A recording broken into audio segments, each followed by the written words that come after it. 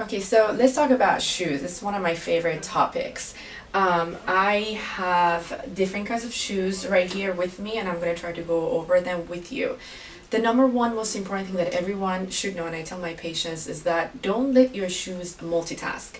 You will need a different shoe for every kind of activity that you do. Try to measure your feet twice a year. As we get older, actually our size changes and our feet do tend to get flatter. So don't get upset if your shoes that you've purchased even about a year or 2 years ago might not fit you anymore. When you are buying shoes, just keep in mind that at the end of the day, your feet swell up the most. So I always recommend for my patients who will be wearing shoes for 8 hours a day or even longer to go half a size higher than their normal shoe size, because if you don't, then throughout the day, by the time you hit 12 o'clock, you would want to take the shoes off. So I used to be a runner. I don't run as much anymore, but it's one of my favorite topics to talk about. Running shoes. You always want to get a pair of shoes that have really good cushioning. Would that mean the shoe is going to be on the heavier side? Yes, but when you're doing especially a long distance, or for people like me who are sprinters, you want to have very good shock absorbent underneath all your toes. So whenever you're buying a shoe, just make sure when you try it on or you look at the shoe, make sure that there's enough padding and cushioning in this area. Also, you want the shoe to be supportive. You see how I can't really bend the shoe? That's a very good sign. You don't want to have a flexible shoe because that does not give you enough support in your ankle or in your heel area.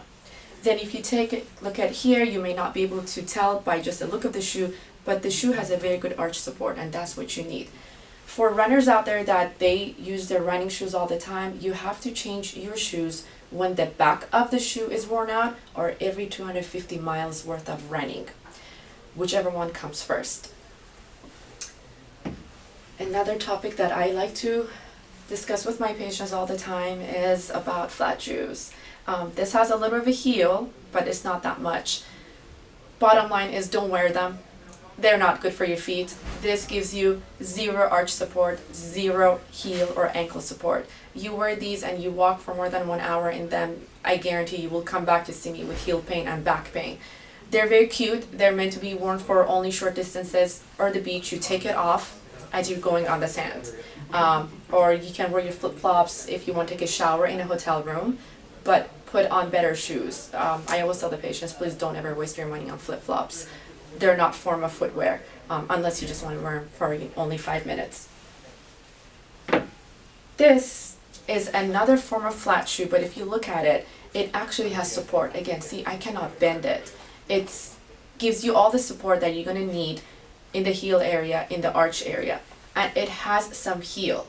You actually need about 1 inch or maybe 3/4 of an inch for your Achilles tendon, which comes in the back of your heel, to have a little bit of a stretch so you don't end up with the typical heel pain that a lot of my patients complain about, especially after being on their feet for a very long time and they have to wear dressy shoes. So I always tell them, even if you have to wear flats, your flats always need to have at least 3/4 to 1 inch of heels. For my lawyers who have to dress up in their courtroom, this would be your perfect shoe.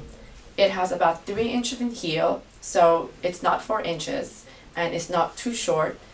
You get enough arch support and it's dressy and it's pretty.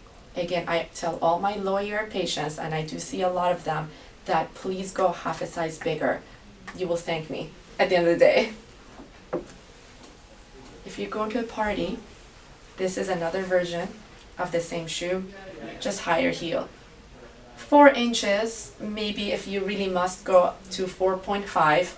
If you want to go to a 6-inch heel, make sure that the front of your shoe has a wedge that will balance your arch area. Otherwise you end up with ankle sprains, and you have to see me for that reason. Now, for winter season or fall season, this will be your perfect kind of boot. It has a wedge, but it's thicker heel. This gives you all the ankle support you're ever going to need. Again, it's not really flimsy, it's not that flexible, and it gives you a nice arch support, and it's dressy, and it's in style, and you will not have that much pain with this kind of boot. However, let me show you another example. This will give you a lot of pain because the heel is very high, the cutoff for the ankle is very short, so your ankle doesn't have much support, and the arch is so steep that all your toes are going to be squished in front, so you will most likely take this shoe off after half an hour. So in summary, when buying shoes, just keep in mind why you're buying the shoe. Is it for work? Is it for a holiday party? Or is it for the beach? For the women who have to dress up at work, pick high heels that have thicker heels and are between 2 to 3 inches. Do not go above 3 inches. If you have to wear flats, make sure you have at least 3/4 to 1 inch of a heel with your flat shoes. For my runners, please choose shoes that give you a lot of cushioning and heel support, and do change them if the back of the shoe is worn out or every 250 miles. For pregnant women, your feet change and you're gonna need more support than ever. Do not try to fit your feet into your old Christian Louboutins. You may actually have to go towards your lower heel shoes with thicker wedges in order to not end up with heel pain or back pain.